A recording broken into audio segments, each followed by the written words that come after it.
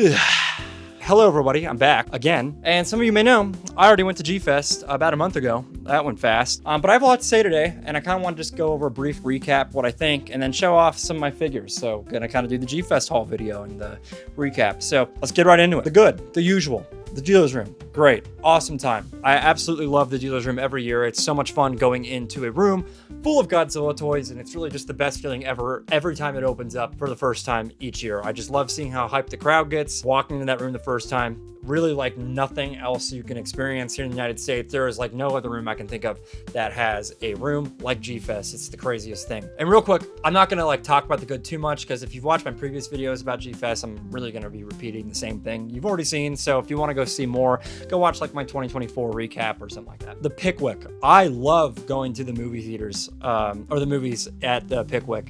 It's so much fun just going in. Well, first of all, that theater is just absolutely amazing. It's in the Historical Society, I believe, and the architecture in there is just unbelievable. Going to a theater that is that old is just amazing to see. And on top of that, watching Godzilla movies with Godzilla fans, also a really good time. I love seeing how much people react to like each like little thing that you'd never see in like another movie theater.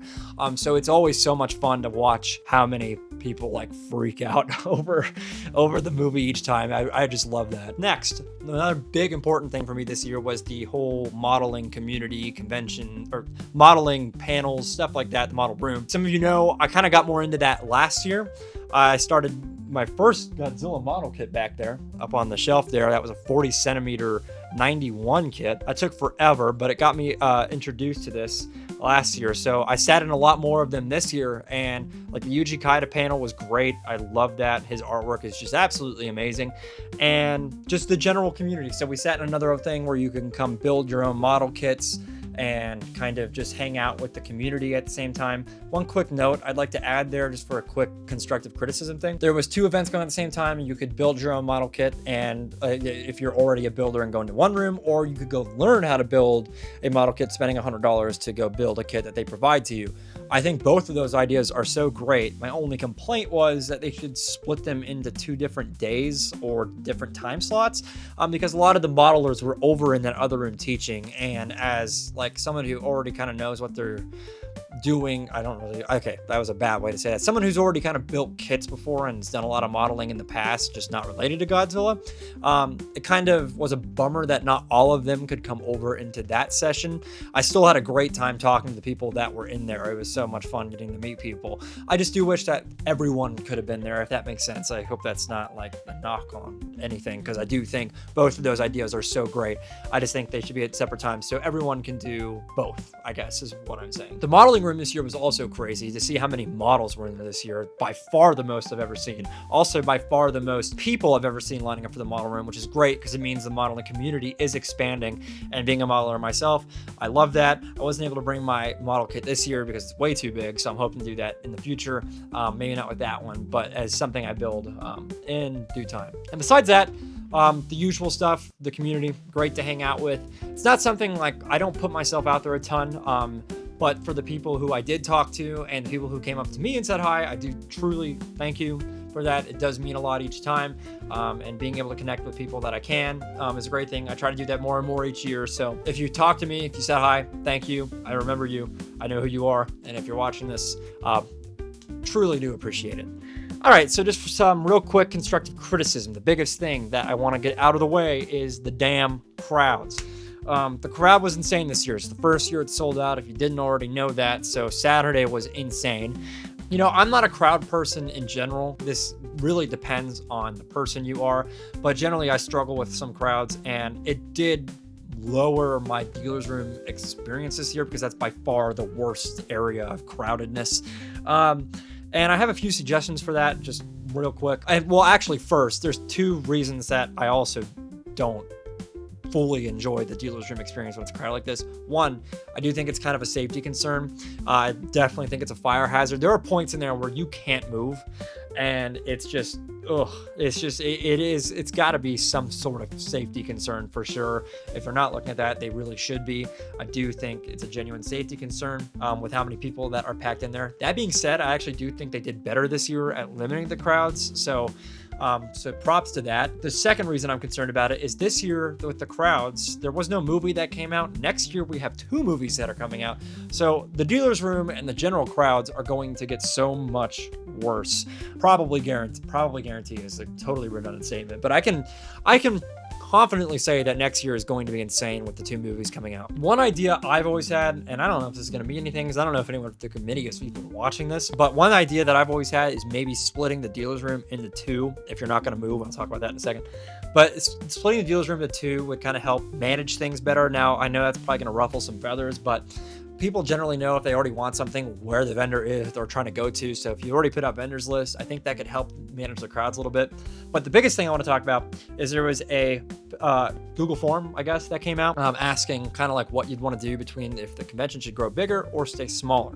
And to be honest, I don't really have too much of an opinion on this because I'm fine with either. But I do have an opinion on kind of where the convention is right now. So I guess I do have an opinion on it. I don't know why I said that. So really my thinking is I'm fine with either. If they want to grow, which is kind of what it sounds like from what I've gathered, that's fine. Let it grow. But if that's the goal, move the convention somewhere or expand the space you already have. Because if you want it to grow, accommodate for it. Accommodate for the growth that it's absolutely going to experience. And I'm not saying this as like something that absolutely ruins the convention. I want to make that very clear. It does not like totally ruin the convention for me. But if it did go into a convention center, it would make the convention so much more spread out, I feel like, and I'd pay more per ticket to get it into a convention center. And so I just think a convention center is well more suited for things like this. I do think that they could expand in the Hyatt more, but at the end of the day, I just think it would be much better off at a convention center. Now, if they stay with the Hyatt, please expand on the rooms that there are. I really think that would also help quite a bit in wanting this growth. Now, the flip side of that, because I said I'm fine with both, if you do want to keep it intimate like a smaller convention, you really, really have to limit the sales. And that's tough because you're going to make a lot of people mad if they can't even get pre-sale tickets. But that would be the way that you'd keep it small. It would be my guess. I can't really think of another way that you would keep the convention small besides that. But those are just 2 real quick points. I do think it's kind of becoming an issue with how crowded that room is. That being said, with what they have right now, I do think it was a pretty good job of managing the crowd in there this year. Because it's tough. I mean, I could really do it myself, managing all that. So I give props to that. There's just not really a whole lot that you could do, and I think they did the best with what they can. I just really hope that there are some plans in the future for an expansion of some sort. Okay, those are my thoughts. I really did have a great time this year. It's probably my second favorite G-Fest ever.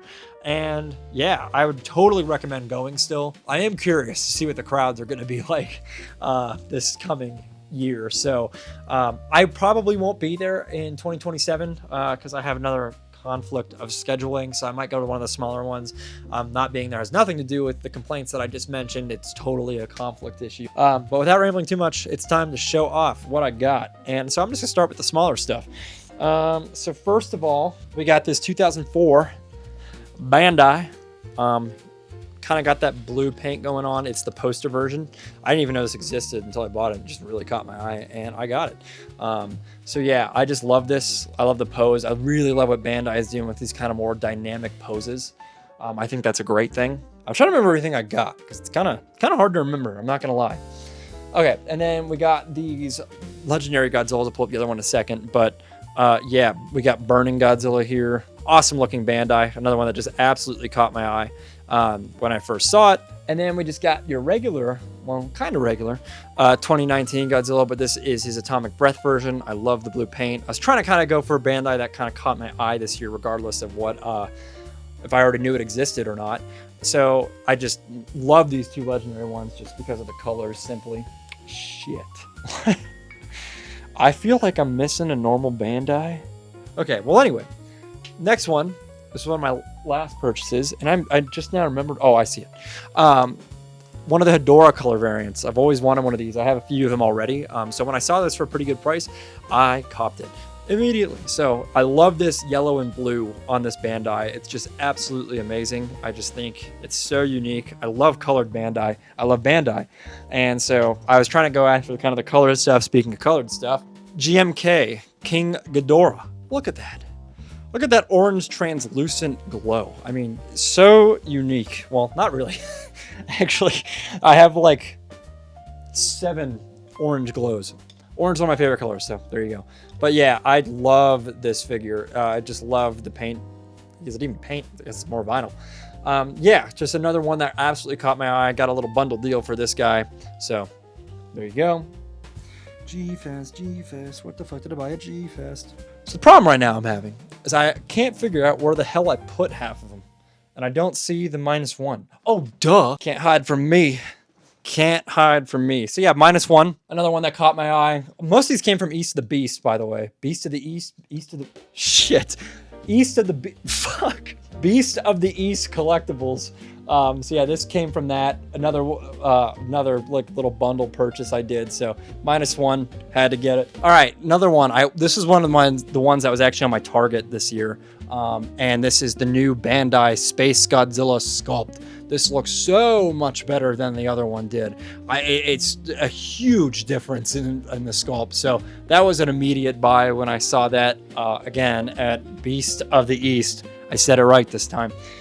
So yeah, that was an insta-cop. Okay, and the last thing I bought that I don't have up here right now, or not the last thing, I have 2 bigger things that I'm going to show you in a second, but the other smaller thing I bought was the 1984 image resin kit that I bought. I'm currently still building it. Kind of been a pain in my ass. Had some problems with it, but it's all part of the game. I love those image kits. The older ones are so detailed. They look great. And I'm going to show that in a later video, but I also bought one of those. Now, for the big things, let's start with this one, which is either my first or second favorite. I'm debating between the 2 I bought. Ooh. Don't do this. Don't leave it on like me. It's stupid. But yeah, Hedorah X Plus 30 centimeter caught my eye. Again, I totally forgot it came out when it did. I don't know how, because I love Hedorah and I don't have any Hedorah X Plus. So that's why I bought this guy. He has light up eyes, which is why this box is hanging from him right now. And yeah, just great detail all around. It's like the 55th anniversary is why they released it. So yeah, I bought that, my one and only X Plus, which I am okay with. Oh no. Catbird, don't fall. Okay, see, that's why you don't leave shit hanging off your X Plus figures, because you almost knock over the rest of them. All right, we'll deal with that in a minute. Yeah, my one and only X Plus this year. I think I only bought one last year too, though. Besides the point, I didn't even expect to buy any, so the fact that I got one, grateful for that. All right, okay, the last thing I bought, M154. This was actually my last purchase at G-Fest, and arguably my favorite. I'm kind of getting more into Sofubi a little bit. It's kind of catching my eye. And I've always collected a little bit, don't get me wrong. It's not like I strayed away from it and I have some behind me, but it's not ever been my main thing. I mean, X Plus is always going to be my main thing, but man, this is just so unique. I love 54, one of my favorite suits, and this is a great mold by M1 here. The colors on it, fantastic. Those green, yellow dorsal plates, the blue and kind of peach color that you got kind of going on there. I just love this thing. So unique. I don't really actually have too much. Never mind. I have a ton of blue in my collection. I don't know what I'm talking about today. But yeah, I love this little M1 here. And I'm so glad I purchased it pretty much last minute. It was literally my last little adventure into the dealer's room there. And then besides that, then some of you know I'm also a giant Spider-Man fan. So I bought this alternate Spider-Man versus Godzilla cover, Carnage Godzilla. Isn't that dope? I think that's sweet. I love Spider-Man. I love Godzilla clearly. So I love those. I have a few variant covers actually back there of that same comic because I love that crossover so much. I really actually enjoyed the read too. So if you haven't read it, go ahead and read it. And then next thing here.